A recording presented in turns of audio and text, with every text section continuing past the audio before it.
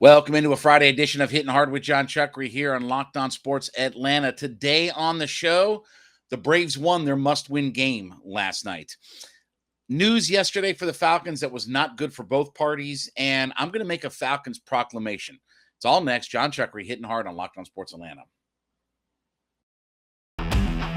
This is Hittin Hard with Jon Chuckery, part of Locked On Sports Atlanta, and it starts now.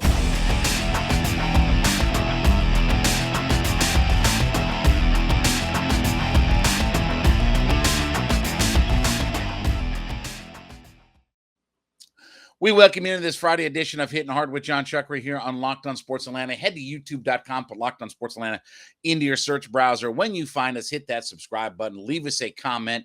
We'll talk about that in just a second. 5-star review us on your favorite podcast platforms, including Spotify and Odyssey. Free to download there, and follow me on my personal Twitter page at JMCH316. We said yesterday, last night was must win for the Atlanta Braves. And guess what they did? They went out there and won. Now, let's start with Max Fried, who we talk about aces in the world of Major League Baseball. Max Fried is an ace. Unquestioned. If there's any doubt about it, he's the best left-handed pitcher in baseball, and he's an ace at the top of the rotation.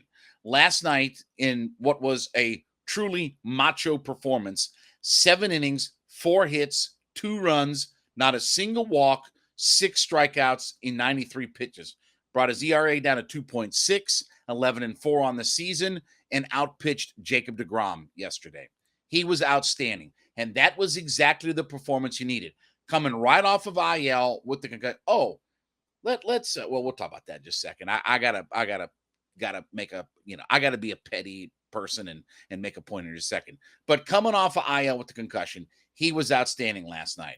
And ask me how many homers the Braves hit against DeGrom. How many homers the Braves hit? Ain't hit any. You know what they did? Hit a base hit here, score from first on a single, use your speed, get around the base paths, 2-out hit, right? All the things we talked about. You're not going to sit back and bash your way through Jacob DeGrom. And what'd they do? A couple of 2-out hits for an RBI, Riley 2-out single for an RBI, Dansby 2-out single, get a guy on base, steal a base or use his speed, right? They scored the winning run from first base. That's how you do it. That's the thing about the Braves. Yeah, they can hit all the home runs. Oh, speaking of home runs, did you see the news story about your guy today? Oh, okay. Remember when y'all told me about why am I hating on Ozuna? What am I talking about? Okay, do me a favor. All those comments that you left, make sure in that comment box, go ahead and put your apology in there too. Make sure you put your apology in after, oh, why are you hating on Ozuna? No, put your apology in there too. If you didn't see, Ozuna got arrested for a DUI earlier this morning. Okay. It's a bust. He's a failure. Just call it what it is. Okay. But you can go ahead and put the apology in the comment box right down there. Right. See that box right down there? When you were putting the comments in about why am I beating up on Ozuna? There you go. Anyway, so other than that, Max Fried and this lineup was outstanding last night. And that's how you beat another ace, because Jacob DeGrom's an ace. His ERA ballooned all the way up to 2.31. But he was 6 2/3, 9 strikeouts, 5 hits, and 3 runs. So give the Braves all the credit in the world yesterday for winning what was a must-win game. And it was a must-win game. Because now, instead of being 6 games back in the loss column, you're only 3.5 games back in the division. You still have 3 to play with the Mets, and you can certainly pick up a game or 2 here or there, right? Certainly can chip a game or 2 off of all of it. So here's the thing now, is keeping this momentum going. You took 3 out of 4 from the Mets. Now here comes arguably the number 1 or 2 best teams in the American League, right? I think we all would agree that the Astros and the Yankees have far and away been the 2 best teams in the American League this year. Well, here comes the team that you beat in the World Series last year. And this is not the World Series, and it's not a rematch of the World Series and this, that, and the other. One good piece of news, it looks like we're going to skip Justin Verlander, so you're not going to see Verlander in this weekend series. That's a good thing, because he's another top of the rotation ace, as money as it gets out there. So you're going to avoid him. So now here's a chance to flex your muscles again, but make sure, too, you don't stub your toe over the weekend. Again, You don't want to build up all this good momentum and then, take a couple of steps back for it by getting beat up by the Astros. Not that there's any shame about getting beat up by the Astros because they're so good, but you put too much good work in against the Mets to lose some of that momentum. All right, let's talk about our folks over at betonline.net here for just a minute. Listen, number one source for all of your betting needs and your sports information. Baseball is full bore pennant races. NFL is in its second week of the preseason. Falcons are playing on Monday. College football is 8 days away. We are in the heart of it in betting time. You want to make a few extra bucks. You want to start getting that Christmas money together. betonline.net is the place to go. Easy to use on your mobile device. Head to their website. All of your sports wagering information, live betting, esports, scores, podcast information, all the news that you need. You want to get involved in golf, you want boxing, baseball, football, everything is there for you. betonline.net is where the game starts. But again, not that there would be anything, shameful about losing the Astros, but you put in so much good work against the Mets that you don't want to give up that momentum to it. And now you've shown, look, we can beat DeGrom if we need to. It's not easy. You have to go about it a different way, right? A blue here, bleeder here, do this, do that, whatever like that. Punch and Judy your way through it. But the Braves have done it. And that was all the best of the Braves last night, right? Max Fried, an outstanding start. Your young guys that are just tearing it up the league, right? Your young guys, Harris, Grossman, right? All your young guys that are doing Grissom, right? All these guys that they're just coming up and doing so much good work. And then your speed factor. And I've talked about this for years, that the Braves speed is something that I've always wished they would use more of. And they do. And I give them credit. They get very aggressive on the base pass. Ron Washington is waving guys in. Why not? You got that much speed. Look, Grissom stole 27 bases when he was in the minors. Harris, we know, can fly over the bases. Ronnie flies all over. That's why I said the other night, I wasn't mad about Ronnie getting thrown out, trying to, be aggressive. I want you to be. It took some perfect throws for the Mets catcher to knock him out. Be aggressive. So this was a huge win. I don't think you can undersell how important it was to feel like we could get past DeGrom. We could find a way to win. And, oh, yeah, we have our top of the rotation ace that can match up with anybody in baseball. And I feel that way. We talked about this a couple months ago, right? Max Fried is the best left-handed pitcher in baseball. The best left-hander in baseball. And I'll take him in a game one scenario against anybody in the bigs. With him and that defense and that lineup and those young guys and that speed, give me that combination of everything, and I'll take it. I'll line up against anybody. I don't care who you want to throw at me, what team you want to throw at me. I'll line up against all of those guys. So it was a great win last night for the Atlanta Braves. Did exactly what we said they had to do. Took the 3 out of 4. Now we're hardcore in a pennant race. Now you got a shot. Now you've put doubt in the Mets' mind. By the way, did you see the Mets fans afterward? If you didn't get a chance to see Frank the Tank and some of those delusional Mets fans, go on your social media page and find Frank the Tank, the Mets fan and all that, and watch them screaming and hollering, and we're never going to win another game and all. It's great. Love to see the overreaction. And by the way, if we haven't said it either here, I apologize. We haven't said this yet. Screw the Mets. Okay? I don't like them, F them, screw them. I don't really care. So it was great to see yesterday. But if anything about Max Fried, if there was any doubts or any questions about what kind of pitcher he is, he proved and he showed all of that last night in that game. What a performance. Now you get the Astros. Now it's going to be, fun again. Don't worry. Ozuna's not going to be in the lineup tonight either. All right. When we come back, bad news in Falcons land yesterday, not just for the Falcons, but for the player as well. We'll talk about that next. It is Hittin' Hard with Jon Chuckery, Locked on Sports Atlanta. Back on Hittin' Hard with Jon Chuckery and Locked on Sports Atlanta. Head to youtube.com, put Locked on Sports Atlanta into your search browser. When you find our page, hit that subscribe button. Leave us a comment, including an apology for the Marcell Ozuna stuff right down there in that little box there. Free and available on all your favorite podcast platforms, including Spotify and Odyssey. 5-star review us. And, of course, give me a follow on my personal Twitter page. That would be at JMCH316. Bad news yesterday for both the Atlanta Falcons and Marlon Davidson. We got word yesterday that he had to have his knee scoped, have a procedure done. And while it's not a long-term thing, he's going to miss at least all the rest of the preseason. And there'll be questions about whether or not going into week 1 against the Saints, what his availability is. That is if he is on the roster. Now, I talked to D-Led yesterday about this, had D-Led on my radio show, and we were kind of talking about the idea of, I think it's very, very possible now that Marlon Davidson will be cut and he will not be part of the 53-man squad or even on the practice squad as far as that goes. And I understand he's a second-round pick. You're trying to figure out some things about him. You know, when you read where he's at right now, most of the quote-unquote pundits, experts, or Falcons reporters think that he's about like one of the 4 guys or a 4th guy as far as a rotation of guys at defensive tackle. Probably not going to start, but in the mix in the rotation. And look, he's been as frustrating as it gets. He looks the part. I've seen him at camp, stood right next to him at camp. He looks great. I know he's leaned down a little bit. He's looking muscular, looking good, right? You know, but let's be honest. Besides being injured, he's made one play as a Falcon. That was the interception, the pick 6 against Tom Brady last year. That's it. That's the only play he's made. And that's because he's barely been on the field. What's the old saying? You can't make the club in the tub.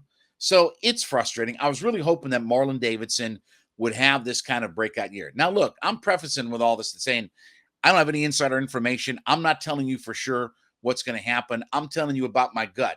You know, the same way I told you about Marcelo Zoom. That's all right. We won't get into all that. But anyway, I wonder whether or not he's going to make the 53-man squad now. He's already fighting and battling with a bunch of other guys to get playing time. And now you're going to be out. Now you got your knee scoped. You haven't had any past history. You weren't drafted by this group of, you know, coaches and front office and all that. Everything is just pointing in the wrong direction for Marlon Davidson. Maybe they like him enough that they want to keep him on the squad and they're going to use him and things like that. And look, you know, a lot of hopes for him coming out of college, right? He played defensive end. He played defensive tackle for Auburn. He's kind of showing that, maybe he was the guy who benefited from playing next to Derek Brown, right? Who was an outstanding player at Auburn and is starting to figure some things out in the pros too. Maybe he was the guy who just benefited from playing next to him because that's what he's starting to look like. But this is not what he needed. This is not what the Falcons needed because the Falcons, we keep talking about, and I'm like ready for them to sign something. They don't have very many answers to stand next to Grady Jarrett. I feel like they've got their guys, Ogundeji, Lorenzo Carter, Ebiketie. Okay, those guys are going to come off the end.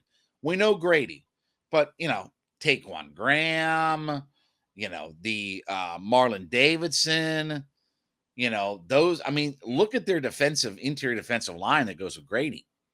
It ain't much. It ain't much there to get excited about. So this was bad news all the way around because now the Falcons can't really get a good evaluation of him. He doesn't have a lot of history, and obviously Davidson himself needed to prove some things. We'll talk more about this in just a second here, but first, let me talk about my folks over at coffeeam.com. You know my routine. Every morning, get up. First thing I do, make that pot of coffeeam.com, put their coffee in. Today, I mix a little bit of the flavored coffee in. Love these folks over here, local to the state of Georgia, up in the Canton area, the best small batch coffee roaster in America. Here's what we want you to do. Head to coffeeam.com/lockedon. coffeeam.com/LOCKEDON. Want you to take a look at their wide menu. You need K-Cups, you need flavored coffee, you need this, you need that. Everything's available to you. You need teas, gift sets, a mug, whatever like that. Go to coffeeam.com, check through their extensive menu of products that they have, and here's what you do. Put that first order together, whatever that order is, coffees, teas, gift sets, whatever. Put all that together, and then when you get to checkout, use the coupon code LOCKEDON, LOCKEDON, coupon code LOCKEDON, and you'll get 15% off that first order of coffees, teas, or whatever gift sets that you purchase. Locked On at checkout, LOCKEDON, get 15% off that first order, coffeeam.com, the best small batch coffee roaster in America. So, look, at this time of the year, when guys are sort of on the fence about their roster position and things like that, getting hurt really because it's not just the 2 preseason games, right? The Falcons are going to start some joint practices with the Jets today. They've got joint practices with the Jaguars next week, right? And those are opportunities for guys like Marlon Davidson to make a name for themselves and for them to make a roster and things like that. So, look, there aren't, I think, a whole lot of questions about the 53-man roster as far as who's going to make it. There's a spot here there, right? How the wide receiver is going to sort out. Nobody who gets cut's probably going to be a real surprise. How do the running backs get sorted out? I'm not going to be surprised if Caleb Huntley doesn't go back to the practice squad and they keep kind of their main group with Avery Williams and CP and maybe Allison. Maybe Allison makes it, doesn't make it. But it's not really like those big names. But I think they were hoping and kind of counting on that Marlon Davidson would be part of the solution this year. But if you can't get an evaluation on him, this group didn't draft him, right? He hasn't done anything for, this team and hasn't really shown that there's all that upside and things like that. I'm not going to be surprised if they end up moving on from him. And again, I've talked about the cash money that they have available.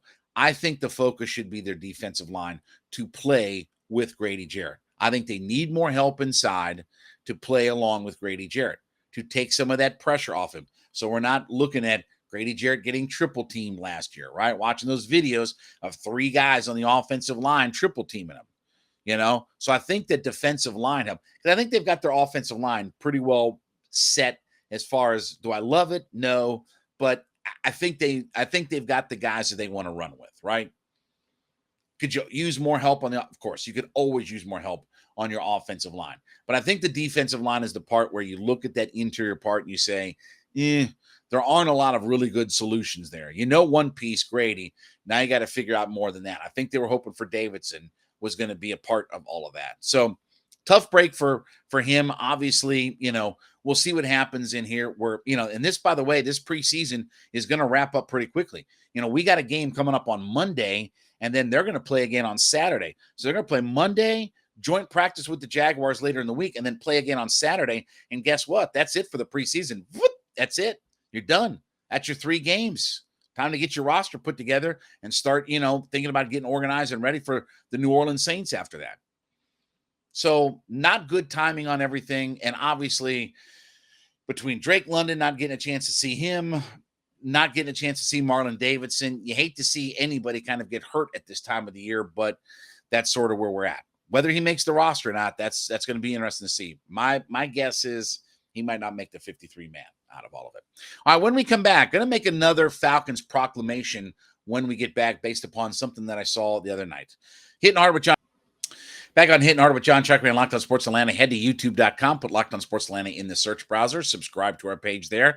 5-star review us because we are free and available on all of your favorite podcast platforms, including Spotify and Odyssey. When you get that thing downloaded, hit that 5-star review. And then, of course, follow me on my Twitter page at JMCH316.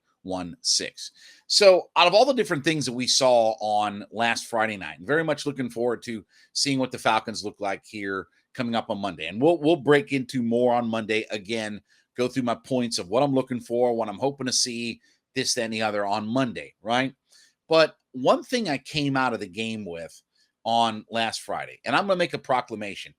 Maybe it's a hot take, okay? Maybe I need to be on one of those shows like Get Woke, or Woke First or First Woke or whatever they got going on these, goofball morning shows, and Skip and Don and Phil and whoever else is on all this stuff, okay? But I'm going to make a proclamation. I've been wondering about this, but I think I have my answer now. Rashan Evans is going to lead this team in tackles this year. Watching him play for a little bit, and I saw him at camp, physically he looks great. He looks the part and everything like that. He's going to lead this team in tackles this year. And watching him on last Friday night, flying around the field, moving all around. And Dean Pease brought up this comment about he didn't understand why Tennessee didn't pick up his 5th-year option, but he was glad that they didn't so that he could be here. And Dean Pease has done nothing but speak glowing about him. He looks the part. He does a lot of the things that they want. Physically, he fits more of the bill of what they hope for in a linebacker. 6'2", 230 plus pounds. He's not drastically bigger than Deion Jones, but when you see him, he's a big, thick dude.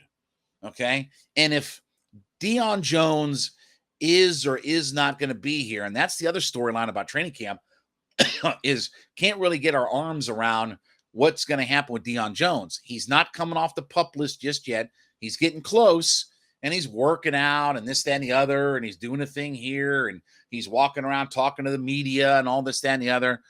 Okay, we're, toward the end of, training camp and toward the end of preseason, and by the way, anybody who doesn't think he has something to prove, you're crazy. He's got a lot to prove to this coaching staff because he did not have a good year last year for this team. And a lot of questions about whether or not he will or will not be on this roster. Would they cut him? Would they trade him? What will they do in this, that, and the other? But Rashan Evans, to me, I can see him having that Foyer, Devondre Campbell type of year for the Falcons, where he has a big tackle number. He's running all over the field, right? And look, I don't know why either that Tennessee did not pick up his fifth-year option, because it's not like he's not, again, relatively speaking, he's been a pretty productive player. He's been over 100 tackles. Last year was a down year. He didn't play as much last year. 57 tackles. Didn't register a sack last year. He's not a guy who's going to sack the quarterback very much. He had 2.5 sacks one year and a half a sack the other year. I don't know what he can be here. Could he be a sack or two? Yeah, maybe. Maybe he can, add a sack or two here or there. But he looks like if he's healthy and ready to go and he can run around the field and do the things that Dean Pease wants, he could rack up a whole bunch of tackle numbers.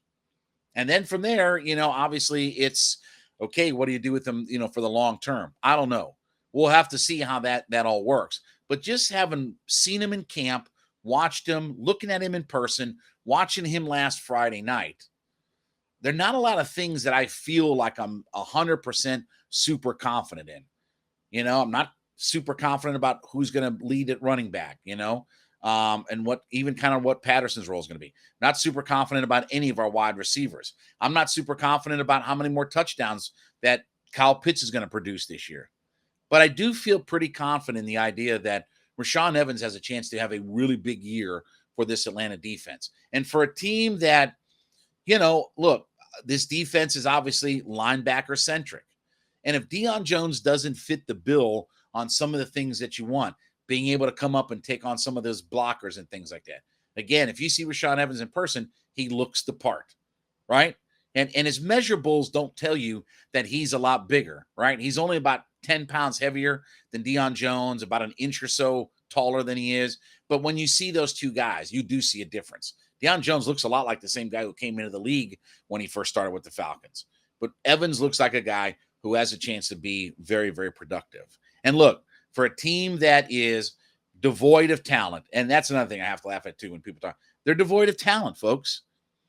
There aren't a whole lot of difference-making game changers on this team, that you're looking for guys, maybe a change of scenery, maybe a different environment, coming with Dean Pease, right? Maybe all of that comes together, and Rashan Evans, who, obviously, look, he was a first-round pick, right? First-round pick out of Alabama, comes from a great program, great pedigree, and things like that. He has had some success early on in the NFL. If he can be healthy, playing Dean Pease scheme, he fits right into the mold of what this team is looking for in its linebackers. He can get around, he can run, he can hit, he can do some things. Maybe he needs a little bit of, to work on his pass coverage a little bit, but okay, that's fine. Nobody's, perfect. We don't have Bobby Wagner here, so we don't have a perfect linebacker.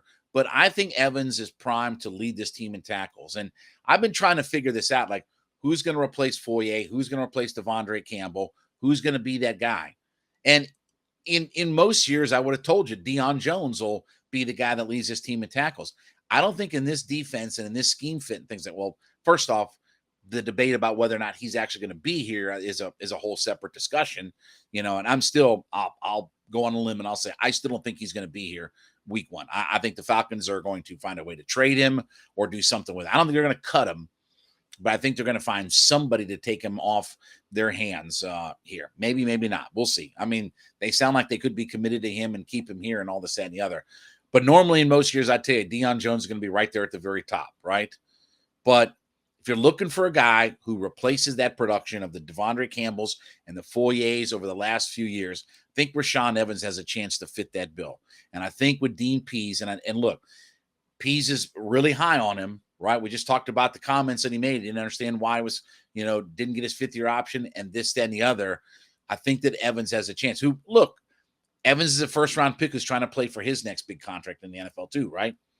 So he wants to do well, and hopefully, when we talk about all this money, right, all this famous cap space that the Falcons are going to have next year, if you can get Rashan Evans to have a big season and sign him to where he's a long-term answer on this defense, that's only good for, the Falcons moving forward. So I don't know many things, and I haven't figured out a lot of stuff about what this team is or is not going to be. I think we're going to be good at cornerback. I think we're going to shut a lot of teams down with our defensive backs and even our safeties. I think that we'll be okay at quarterback. We'll get enough quarterback play. I hope we can protect our quarterback. I like the emphasis and the focus on the running game. We got to sort out our wide receiver positions. I like what we have at tight end as well. But I'm going to make a proclamation that Rashan Evans is going to lead this team in tackles, and he's going to have one of those Foyer, Devondre Campbell types of years for the Falcons. All right, we thank you so much for making Hittin' Hard with Jon Chuckery your first listen every day. Make A to Z with Mark Zinno your second listen every day. Mark's back talking all things Atlanta sports. Check out his podcast, free and available at Locked On Sports Atlanta on our YouTube page and on your favorite podcast platforms. You can download us there, Spotify, Odyssey. Leave us a 5-star review, and then follow me on my personal Twitter page at JMCH316. Have a great weekend. We'll be back on Monday to preview Falcons and Jets. This has been Hittin' Hard with Jon Chuckery, Locked On Sports Atlanta.